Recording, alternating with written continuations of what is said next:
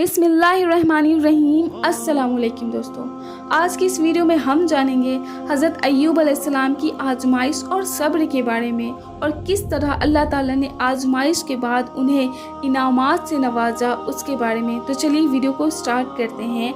हज़रत अय्यूब अलैहिस्सलाम हज़रत इब्राहीम अलैहिस्सलाम की औलाद में से हैं। आप अय्यूब अलैहिस्सलाम का शुमार भी उन मशहूर अंबिया अलैहिस्सलाम में होता है जिन्होंने तकलीफ़ पहुंचने पर बड़े सब्र का मुजाहिरा किया। अल्लाह रब्बुल इज़्ज़त ने हज़रत अय्यूब अलैहिस्सलाम को खूब माल दौलत, शान व शौकत और औलाद से नवाज कर आजमाया। आप अय्यूब अलैहिस्सलाम इस आजमाइश में पूरे उतरे। अल्लाह रब्बुल इज़्ज़त ने आप अय्यूब अलैहिस्सलाम का जिक्र कुरान मजीद में 4 सूरतों में किया है। अय्यूब अलैहिस्सलाम जब जवान हुए तो आप अय्यूब अलैहिस्सलाम की शादी मोहतरमा रहमत बिन अफरासिम से हुई।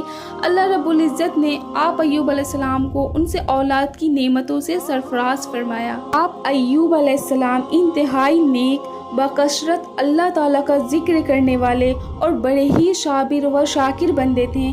अल्लाह ताला ने आप अय्यूब अलैहिस्सलाम को लोगों की रहनुमाई के लिए नबूवत से सरफराज फरमाया था। आइए जान लेते हैं कि हज़रत अय्यूब अलैहिस्सलाम पर किस तरह आजमाइश आई और उनके सब्र के बारे में भी जान लेते हैं। हज़रत अय्यूब अलैहिस्सलाम को अल्लाह रब्बुल इज़्ज़त ने खूब माल दौलत और औलाद से नवाजा था। इन नेमतों के मिलने पर आप अय्यूब अलैहिस्सलाम अल्लाह ताला का बहुत ज़्यादा शुक्र अदा किया करते थे। अल्लाह ताला ने आप अय्यूब अलैहिस्सलाम को मशाइब में मुब्तला करके आजमाया। आप अय्यूब अलैहिस्सलाम की सारी दौलत जाती रही, औलाद भी फोत हो गए और घर बार भी वीरान हो गया। आपको बीमारी लग गई, लेकिन उसके बावजूद भी आप अय्यूब अलैहिस्सलाम अल्लाह ताला की रज़ा के लिए सब्र से काम लेते रहें और कभी सिकवा नहीं किया। आजमाइश की मुद्दत तावील होती गई, यहाँ तक कि दोस्त अहबाब भी साथ छोड़ गए और आप अय्यूब अलैहिस्सलाम से दूर रहने लगे। सिर्फ आप अय्यूब अलैहिस्सलाम की जोज़ा मोहतरमा रहमत बिन अफरासिम साथ रहीं और वो आप अय्यूब अलैहिस्सलाम की ज़रूरियात पूरी फरमाती रहीं। आप अय्यूब अलैहिस्सलाम की वफ़ादारी बीवी हज़रत पर दूसरों के काम करके आप अय्यूब अलैहिस्सलाम के लिए खाने पीने का बंदोबस्त किया करती थी। इसी आजमाइश में 18 साल गुजर गए। अय्यूब अलैहिस्सलाम अल्लाह ताला की तरफ से आजमाइश पर सब्र व इस्तकामत का मुजाहिरा करते रहे। आखिरकार जब बीमारी बहुत ज़्यादा बढ़ गई तो आप अय्यूब अलैहिस्सलाम ने अल्लाह अज़्ज़ व जल के हुजूर सेहत के लिए दुआ मांगी।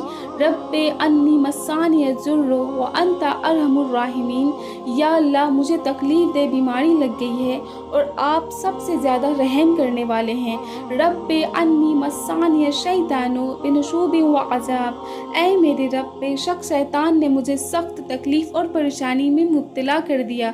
जब हज़रत अय्यूब अलैहिस्सलाम ने बारगाह इलाही में गिड़गिड़ा कर अपनी सेहत और मुशाइब दूर होने के लिए दुआ मांगी तो अल्लाह रब्बुल इज़्ज़त ने आप अय्यूब अलैहिस्सलाम की दुआ कबूल फरमाते हुए फरमाया कि जहाँ आप तशरीफ़ फरमा रहे हैं वहीं अपने पाँव को ज़मीन पर मारें। इससे एक चश्मा जारी हो जाएगा जिससे आप गुस्ल करें, बिरूनी सब बीमारियां दूर हो जाएंगी और इसी चश्मे के पानी को पिएं, अंदरूनी बीमारियों से शिफा मिल जाएगी।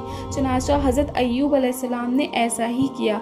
अल्लाह रब्बुल इज़्ज़त ने आप अय्यूब अलैहिस्सलाम को सेहत कामिल अता फरमाई। हज़रत अय्यूब अलैहिस्सलाम सेहत मिलने के बाद एक मरतबा गुस्ल फरमा रहे थे। इतने में सोने की टिड्डियों का एक झुंड आप अय्यूब अलैहिस्सलाम पर आकर गिरा। आप अय्यूब अलैहिस्सलाम उन सोने की टिड्डियों को मुट्ठियों में भर भर कर कपड़े में डालने लगे। अल्लाह रब्बुल इज़्ज़त ने आवाज़ दी, ए अय्यूब, क्या मैंने तुम्हें इस दौलत से बेनियाज नहीं कर दिया जो तुम देख रहे हो?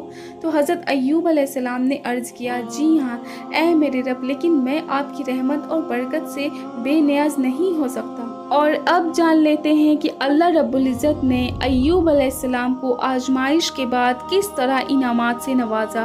हज़रत अय्यूब अलैहिस्सलाम ने सख्त बीमारी की हालत में भी अल्लाह रब्बुल इज़्ज़त की इबादत में कमी नहीं की और मुशाइब और बीमारी पर बड़े सब्र व तहमील का मुजाहिरा किया। अल्लाह रब्बुल इज़्ज़त ने आप अय्यूब अलैहिस्सलाम के सब्र करने की खूब तारीफ़ फरमाई और आप अय्यूब अलैहिस्सलाम के तमाम मुशाइब दूर फरमा दिए। उसके साथ साथ आप अय्यूब अलैहिस्सलाम को ख़ानदान और माल व दौलत से भी नवाजा और हज़रत अय्यूब अलैहिस्सलाम के वाक़े को बाद में आने वालों के लिए नसीहत बना दिया।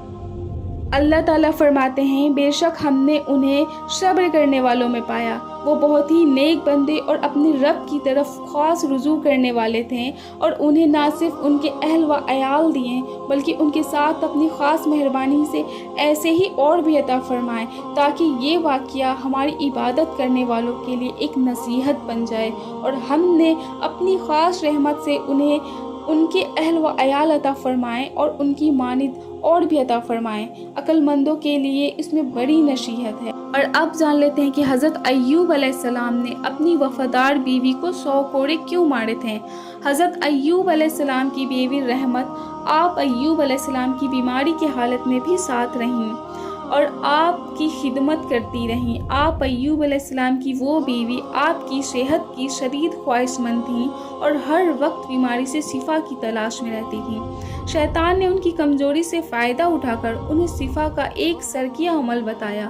انہوں نے آ کر آپ ایوب علیہ السلام کو وہ عمل بتایا جس پر آپ ایوب علیہ السلام غصہ ہوئے اور کہا کہ وہ شیطان تھا اور تم شیطان کی باتوں میں کیوں آ گئی، اور ساتھ ہی قسم اٹھا لی کہ مجھے اگر اللہ تعالیٰ نے شفا دی تو میں تجھے 100 کوڑے ماروں گا۔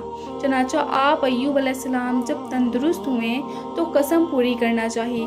آپ ایوب علیہ السلام کی شریعت میں قسم کا کفارہ نہیں تھا بلکہ قسم توڑنے کی سزا 100 کوڑے تھے۔ اللہ تعالیٰ کے حکم کے مطابق آپ ایوب علیہ السلام نے 100 تنکوں والی جھاڑو لی اور اسے ایک مرتبہ اپنی بیوی کے جسم پر مار کر اپنی قسم پوری کر لی اور انہیں تکلیف بھی نہیں ہوئی، چونکہ حضرت ایوب علیہ السلام اور ان کی بیوی بڑے متقی، پرہیزگار اور اللہ تعالیٰ کی طرف خوب رجوع کرنے والے تھے، اس لیے اللہ تعالیٰ نے ایسا راستہ نکال دیا جس میں دونوں کے لیے سہولیت تھی۔